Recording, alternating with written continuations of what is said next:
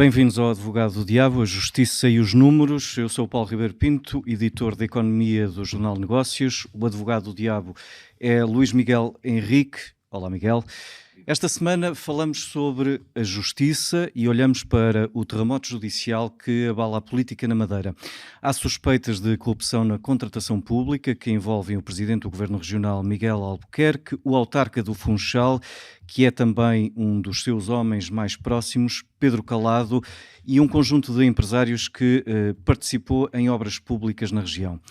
Houve 3 detidos no âmbito deste processo e Miguel Albuquerque pediu a demissão do Governo Regional. Em causa estão suspeitas de corrupção ativa e passiva, participação económica em negócio, prevaricação, recebimento ou oferta a indivíduos de vantagem, abuso de poder e tráfico de influência.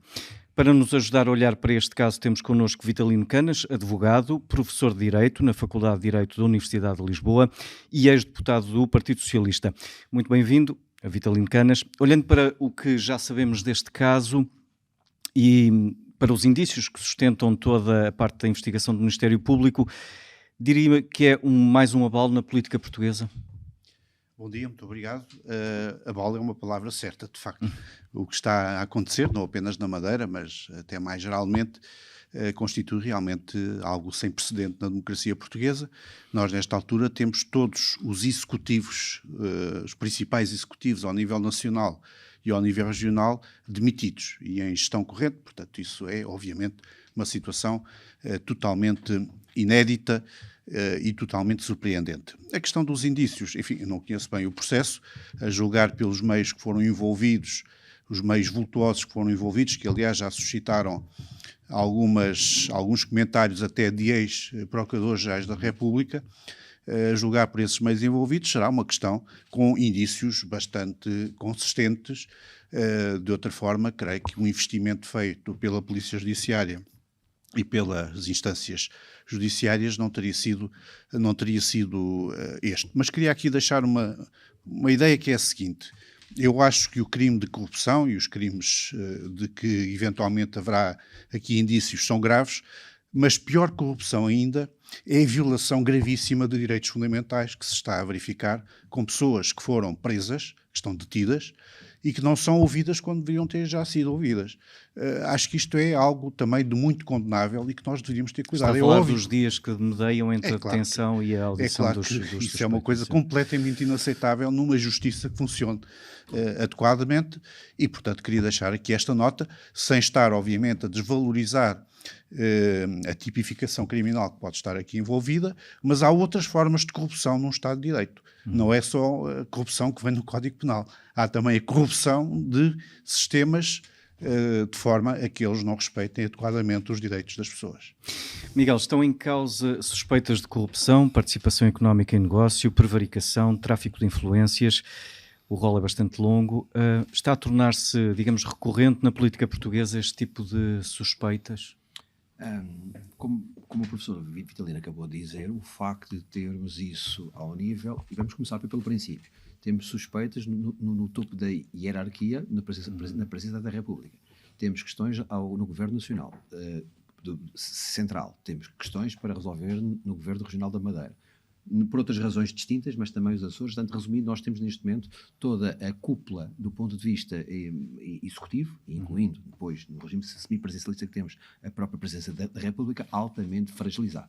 Depois há aqui uma outra questão que é, além de ser recorrente, isto começa a haver uma certa judicialização da política. Isto é, começamos a ver, e espero, e esta aqui é a questão, acho que talvez a grande mensagem que eu gostaria de deixar aqui hoje é que a justiça carece rapidamente de conseguir alcançar condenações judiciais, não meramente mediáticas. Porque as condenações mediáticas são rápidas e elas são eficazes, ok? Mas depois faltam as outras. E as outras que são aquelas que, vamos lá ver se isto não se volta o feitiço contra o feiticeiro, porque se estamos a minar de forma, espero eu, de forma coerente, de forma assertiva, de forma fundamentada o edifício da política, e todos nós queremos ter uma política e políticos e executivos à prova de bala, do ponto de vista do caráter, da verticalidade, da honestidade, da integridade, também queremos que a justiça funcione, porque senão temos aqui uma inversão completa daquilo que é a teoria da separação de poderes, em que claramente a justiça começa a entrar por caminhos onde não deve e consegue fazer funcionar. Porque se nós recordarmos, Há muitos anos a esta parte, já no tempo da doutora Maria José Morgado, havia quase uma teoria de que política, futebol e construção civil era como se fosse o fundamento de um conjunto de males que aconteciam na sociedade económica. E se olharmos para as últimas semanas e para os últimos meses, o Ministério Público, bem ou mal, fundamentado ou não, iremos ver, realmente que quis atacar, acho que de alguns anos esta parte, essa teoria. Volto a dizer e termino como comecei. É fundamental conseguir sentenças transitadas em julgado de forma condenatória, porque senão vai-te voltar-se o feitiço contra o feiticeiro. Não há aqui um problema de estarmos, ainda por cima, num período eleitoral nas três, tanto na República, no continente, como nas duas regiões autónomas. Há aqui esta questão ainda. Vitalino Canas esteve muitos anos na política, foi porta-voz do governo, foi porta-voz de um partido, do Partido Socialista. Acha que pode estar aqui em causa mais do que um caso que está a ser investigado? Há aqui um problema mais grave por estarmos em fase de eleições?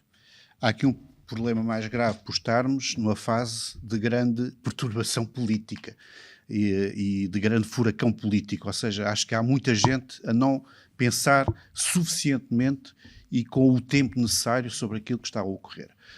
Eu recordo aqui, permitam-me que vá um bocadinho mais atrás, só para explicar depois o que vou dizer. Em 2004, quando Durão Barroso decidiu ir para a Comissão Europeia, todos nós nos recordamos que Jorge Sampaio decidiu convidar Pedro Santana Lopes para formar novo governo.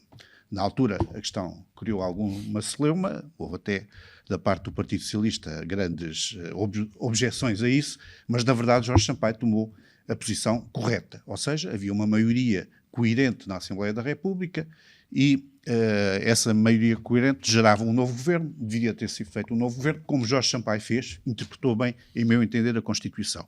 O mesmo deveria ter passado agora em novembro de 2023, ou seja, quando se colocou a questão da demissão do primeiro-ministro António Costa, penso que Marcelo Rebelo de Sousa deveria ter permitido que o governo tinha uma maioria, que o partido que tinha uma maioria coerente na Assembleia da República formasse novo governo.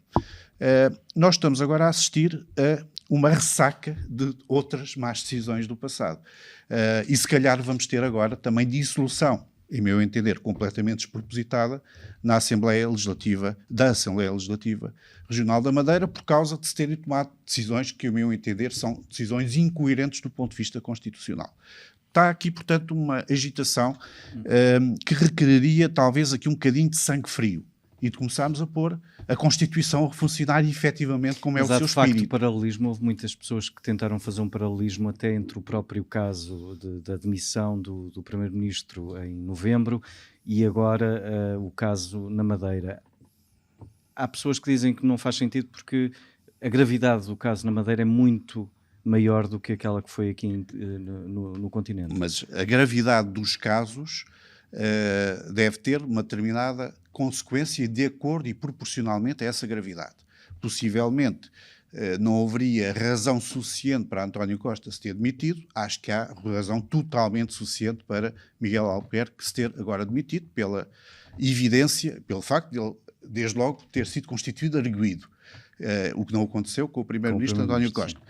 E depois também pela dimensão do que poderá estar em causa. Mas isso é uma coisa, isso é aquilo que os políticos devem fazer perante a circunstância. Outra coisa é como é que nós aplicamos a Constituição. E a Constituição, e também neste caso o Estatuto Político-Administrativo da Madeira, tem soluções para quando ainda existem situações de crise. A solução no caso da Madeira, mais evidentemente ainda do que no caso português, onde o regime é semipresidencial puro e duro, digamos assim, enquanto na Madeira não é bem parlamentar, como se tem dito aí, mas tem uma inclinação mais parlamentar do que no caso do governo, do sistema de governo da República. No caso da Madeira, por maioria de razão, havendo uma, pelos vistos, pelo que eu tenho ouvido, embora também haja muitas oscilações, às vezes dos partidos, do próprio PAN, que aqui é o fiel da balança, mas pelo que eu tenho ouvido, existem condições para se continuar a ter um governo sustentado, maioritariamente, na Assembleia Legislativa Regional. E sendo assim, devíamos separar bem aqui o que é o processo judicial que envolve Miguel Albuquerque e outros responsáveis políticos, e esses têm de ser, obviamente, afastados, deveriam-se ter afastado logo à partida, digamos assim, e depois o processo jurídico-constitucional da governação, que se deve fazer de acordo com aquilo que está na Constituição, independentemente do que se passa com pessoas que estiveram no governo. E neste caso aqui, eu acho que a Constituição, o espírito da Constituição e o espírito do Estatuto Político-Administrativo da Madeira é um espírito que favorece a estabilidade. Não se justifica, ainda para mais, não havendo nenhuma ideia de que futuras eleições possam gerar uma solução governativa mais estável, mais coerente que aquela que está, não se justifica de absolutamente nada 6 meses depois de ter havido eleições regionais, haver outra vez eleições regionais. Isso é o contrário do espírito da Constituição. A Constituição cria instituições políticas, quer ao nível da República, quer ao nível das regiões autónomas, que funcionem a favor da estabilidade. E aqui nós estamos, em nome, às vezes até de posições passadas que se calhar não deveriam ter sido assumidas, estamos a ir pela voragem das eleições atrás de eleições, criando instabilidade que é completamente desnecessária. Miguel, em termos desta comparação que pode ser ou não feita, em termos judiciais, entre o que aconteceu em novembro em Portugal, com a Operação Influencer em Portugal, quer dizer, no continente, e o que está a acontecer agora na Madeira. Há paralelismos possíveis? Em relação a esse possível paralelismo, é muito mais na tipificação de alguns crimes do que propriamente em relação à matéria em si. E volto a dizer, há aqui alguns dias para esperar, apesar da semana que já decorreu, e subscrevo na íntegra aquilo que o professor Vitalino nos disse em relação aos direitos dos arguidos.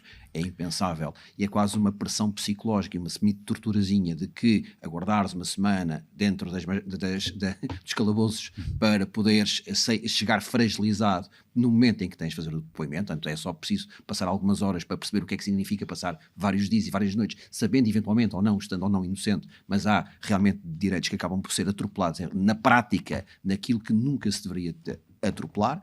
Mas, voltando à minha resposta, é que, enquanto que na Operação Influencer muita coisa caiu rapidamente nas primeiras horas, e se percebeu que aquele último parágrafo da Procuradoria-Geral da República se calhar também foi um bocadinho precipitado e que não deveria ter sido escrito, não sabemos exatamente a dimensão. Há uma coisa que, quando eu comecei a ver aquele avião e aquele Hércules a chegar ao Funchal, há aqui outra questão que tem a ver com as guerras orgânicas dentro das polícias.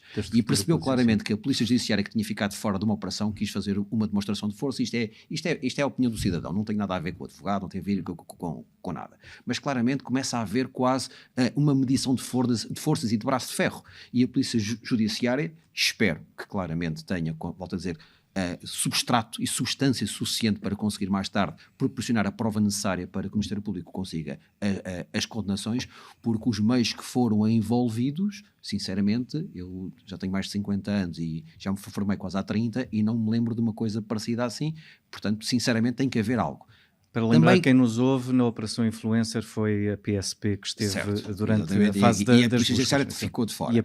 A Polícia Judiciária e os meios do continente também têm a ver com uma outra informação que não é publicamente aceita ou vinculada, mas que corre nos corredores, que é, nomeadamente, há regiões do país em que nas zonas centrais não se confia em que o segredo e que a opacidade necessária para que a operação se desenvolva se confia nos próprios colegas. Isto é, foi necessário mobilizar um conjunto de meios a partir de Lisboa, porque se, eventualmente, poderia correr-se o risco de, em determinadas regiões, e neste caso em relação ao Funchal, por ser uma região muito, muito apertada do ponto de vista geográfico e do relacionamento das pessoas, que pudesse alguma coisa correr mal em relação ao sigilo que a operação necessitava.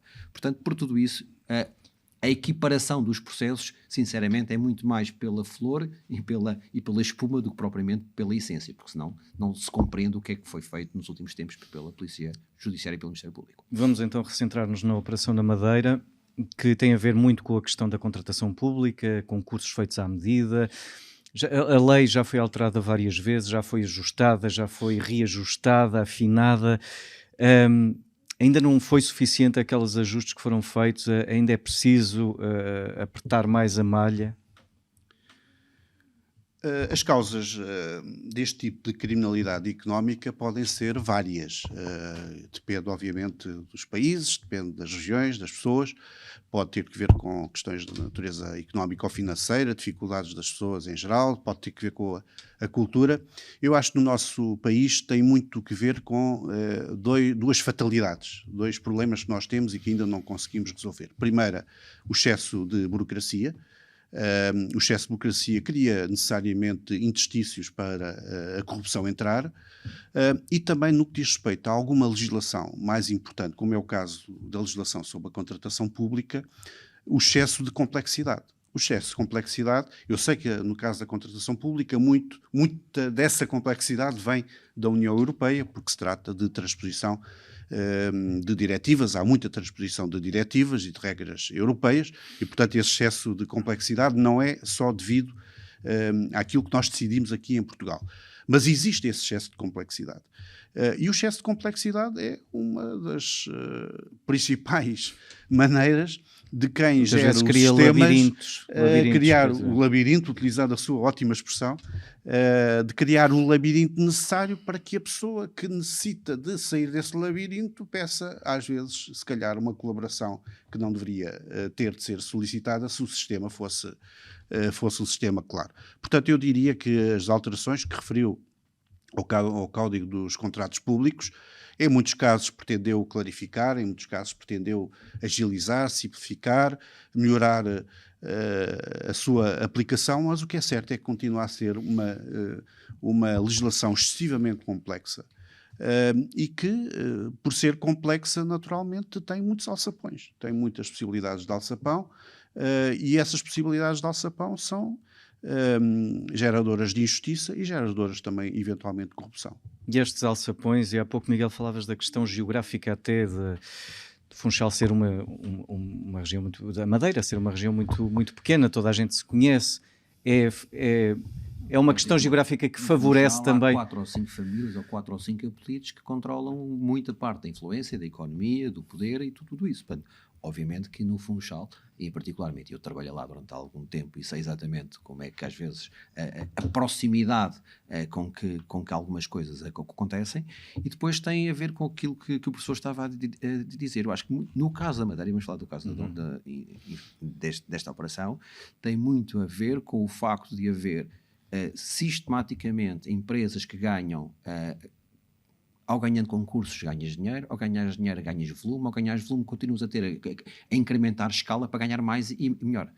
E se todos os processos, quanto mais difíceis, esta questão de ter os concursos feitos um bocadinho à medida, se tu os complicares e se tu os elaborares de tal forma, primeiro do que tudo, matas logo um conjunto de concorrência, porque nem sequer consegues ir a jogo. E ao não ir a jogo, eliminas a concorrência. E depois, a partir de um determinado momento, a soma de um conjunto de vitórias, a soma de um conjunto de receitas, vai cada vez mais proporcionando mais e melhores elementos, mesmo até no final, porque o problema desta questão pode não estar no final, na questão da questão para ganhar, mas é como é que o concurso foi feito, quase feito para que possa decorrer. Porque depois tem a capacidade financeira de operar no preço, ou operar na forma de pagamento, ou na garantia, que eventualmente os meus concorrentes locais ou mesmo internacionais possam não ter.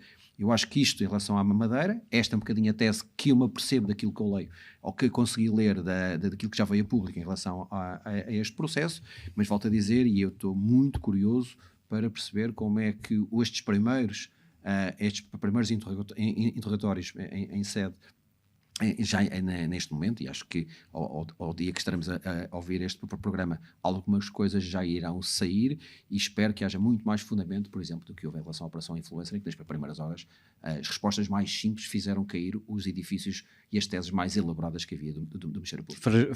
Fragilizando o Ministério Público até e toda a operação. Vitalino Ganas, e o posicionamento que os partidos têm adotado até agora? Nas primeiras horas tivemos o líder do PSD com alguma hesitação em ter uma posição mais firme em relação a Miguel Albuquerque. Teve uma reação desadequada ou foi prudente esperar para ver o que é que estava a acontecer? É óbvio que todas estas situações, por mais... enfim, boatos ou informações ou conversas que houvesse a circular, estes acontecimentos apanharam de surpresa, no caso da Madeira, e também apanharam de surpresa no caso da Operação Influencer, portanto é natural que os partidos reajam com alguma desorientação. Sinceramente, eu acho que o líder do PSD perdeu aqui uma boa oportunidade para mostrar àqueles que o criticam e que o acusam de indecisão, de incapacidade de liderança, de impreparação, perdeu aqui uma boa oportunidade para mostrar que não é nada disso e que ele lidera. E não liderou, ou seja, andou aqui atrás dos acontecimentos. Começou por dizer que mantinha a confiança no líder do PSD Madeira e do líder do Governo Regional da Madeira, que não iria dizer nada sobre se deveria demitir ou não.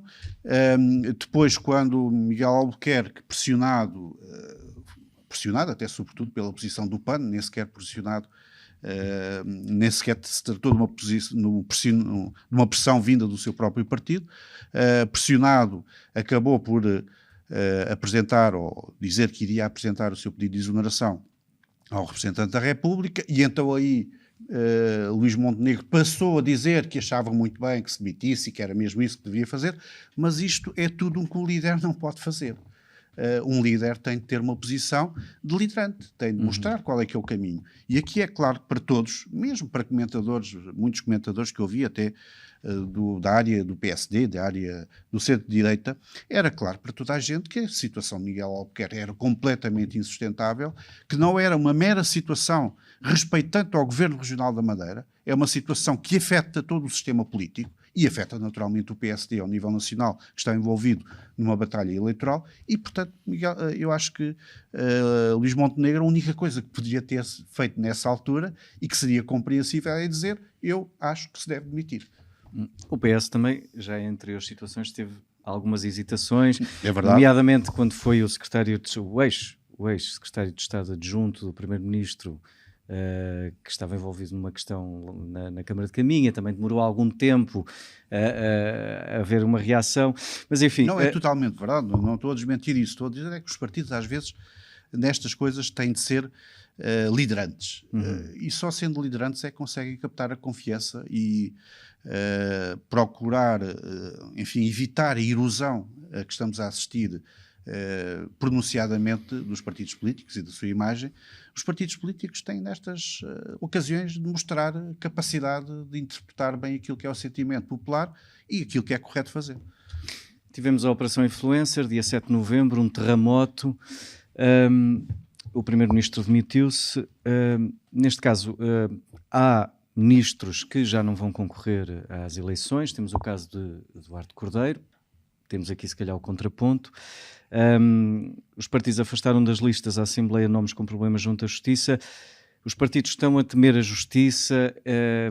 Há aqui o maior peso da Justiça na política. Há pouco falávamos da judicialização da política. Eu acho que os partidos não temem a Justiça do Estado e muito menos o Estado da Justiça. Eu acho que aquilo que os partidos mais temem neste momento é, eventualmente, a percepção popular, particularmente no momento em que vai haver eleições, de como é que isso é sentido. Muito aquilo do sentimento popular que o professor estava a dizer. Portanto, não vejo que haja um respeito excessivo, pelo contrário, há exatamente essa falta de respeito para a qual o Ministério Público não tem construído a sua própria reputação e credibilidade, lá está, pela falta de contínua, num conjunto de processos na última década e meia, de condenações judiciais transitadas em julgado, mas acho que sim, acho que aquilo que tem ou que mais temem, e essa percepção popular de que as coisas possam não estar bem e que de repente é necessário ouvir, escutar e entregar. Até porque, se não os partidos do centro, nomeadamente, se não o fizerem, serão os partidos dos extremos a aproveitar esse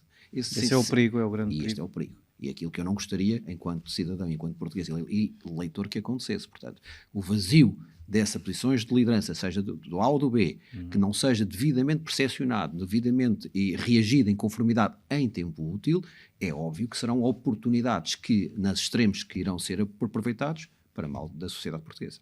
Extremos que se alimentam muitas vezes da raiva, do descontentamento e da falta de ação. E da falta de ação.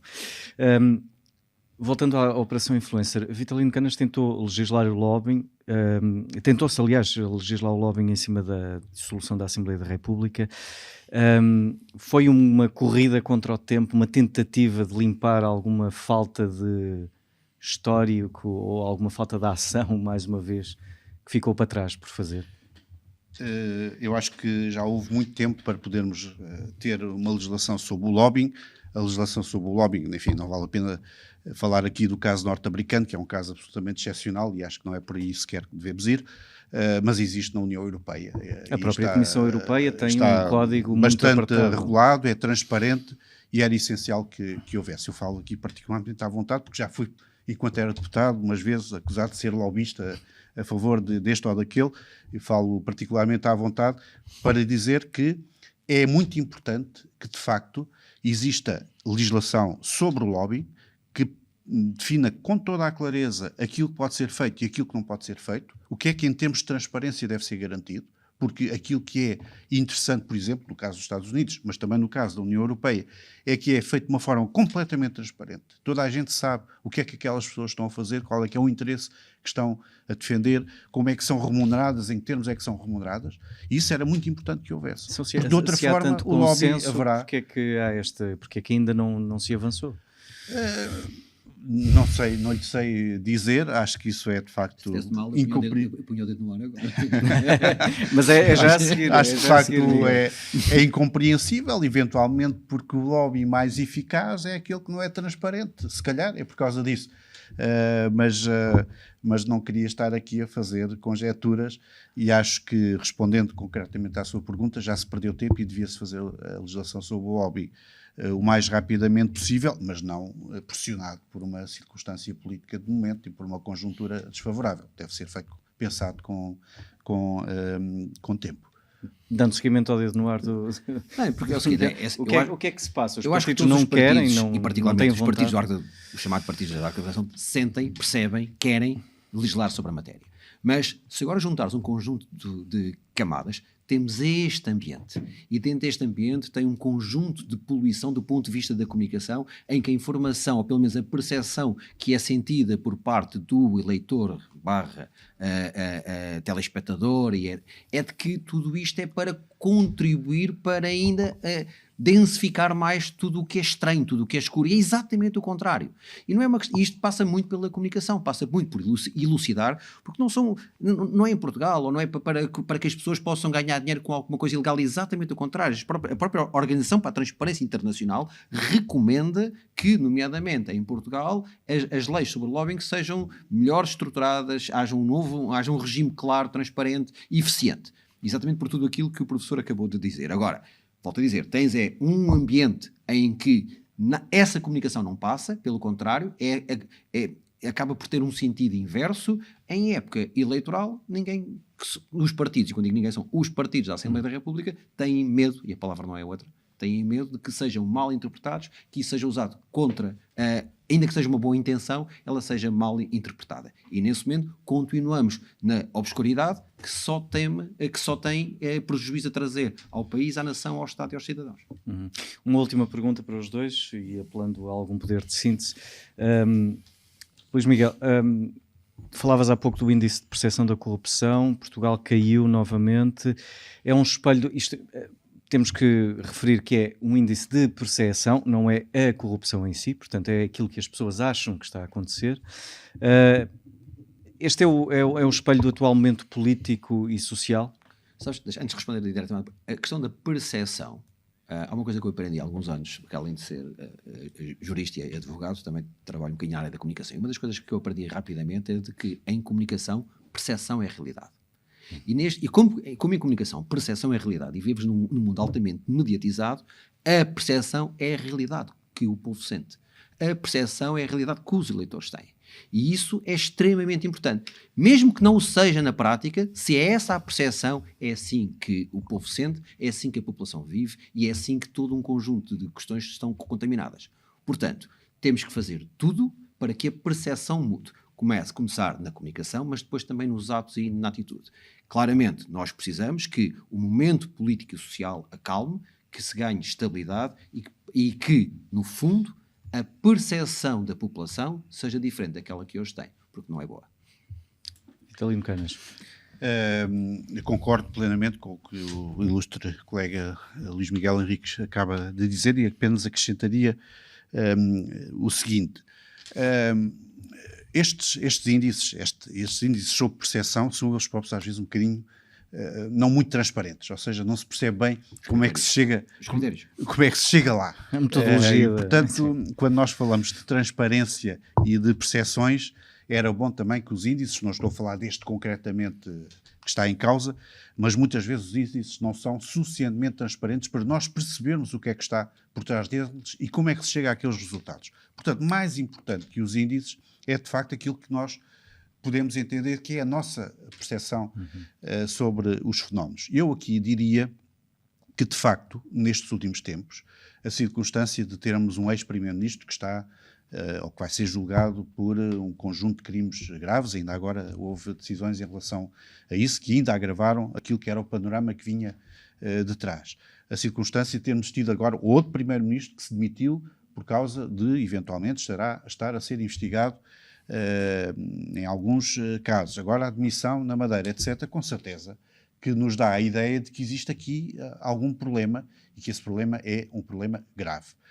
Também devo dizer que, olhando para outros países, onde seguramente existem também problemas de corrupção, eu não vejo a justiça ir tão a fundo no que diz respeito à persecução de problemas relacionados com crimes de criminalidade económica que atinjam primeiros-ministros uns atrás dos outros, que atinjam líderes de executivos, como é o caso do Executivo Regional. Portanto, eu diria que se a justiça estiver a funcionar bem, e já aqui foram suscitadas dúvidas sobre algumas situações, mas se a justiça estiver efetivamente a funcionar bem, nós temos condições para que no futuro essa percepção sobre a corrupção em Portugal possa seguramente melhorar, porque não vejo nenhum outro país da nossa zona culturalmente próxima, não vejo nenhum outro país com esta profundidade de ir tão a fundo procurar encontrar ilícitos desta natureza e até provocar demissões como aquelas que estão a acontecer em Portugal. Okay. Está assim feita a análise desta semana, de olhos postos no impacto da justiça na vida política. Obrigado, Vitalino Canas, por se ter juntado a nós no Advogado do Diabo e também a agradecer a Luís Miguel Henrique. Assim que nos acompanha, até para a semana.